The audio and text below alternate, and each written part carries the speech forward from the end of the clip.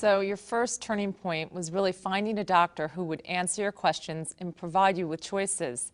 Your second turning point was setting a goal to become seizure-free. What was your third turning point, the one that led to living on your own and traveling to Italy?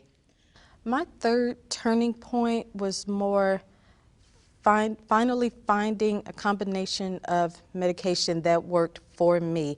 After 11 years, 4 doctors, and 7 medications, I was very frustrated. At this point, I was 25 years old. I was living with my mother, and I felt that I couldn't fully have the normal life that I felt I needed. I went to my doctor again. He suggested that I join a clinical trial for a new medication that was coming out.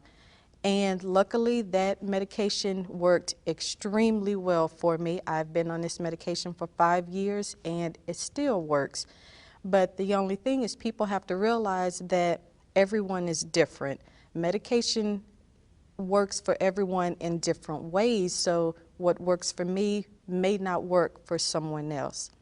But the great part about this is that I finally reached independence. I finally reached seizure freedom after 2 years of being seizure free. I was finally able to move out of my mother's house, which is one of the best parts of it. And I was finally able to travel the way I wanted, and I absolutely love it. That is one of the main reasons that I went to Italy. Besides my 30th birthday, I wanted to celebrate the fact that I have seizure freedom. Congratulations, Veronica. It sounds like you've achieved your goals. You became empowered and made important changes in your life. What highlights do you want to share about your experience living on your own?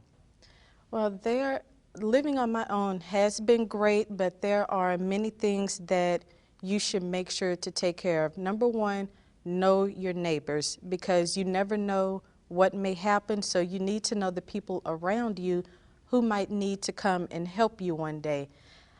One of the things I made sure to do is to live close to a hospital.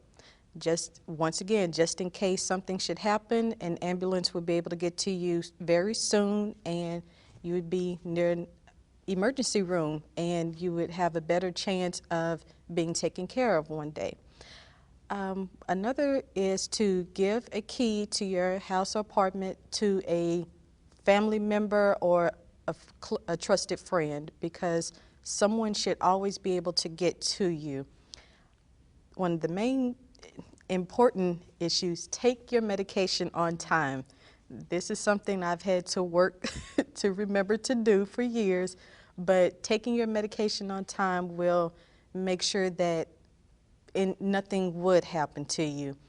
Always keep an ID card for emergencies, so you would always have information around in case someone needs to be called. Have a list of contacts so your people around you, your family, your friends, will know who to call in case something should happen. And the main thing is, don't let the change of your life stress you out, because stress is a major trigger for seizures, and you don't want to be the cause of yourself having seizures. Such good information, Veronica. Thank you so much for sharing your story and your tips.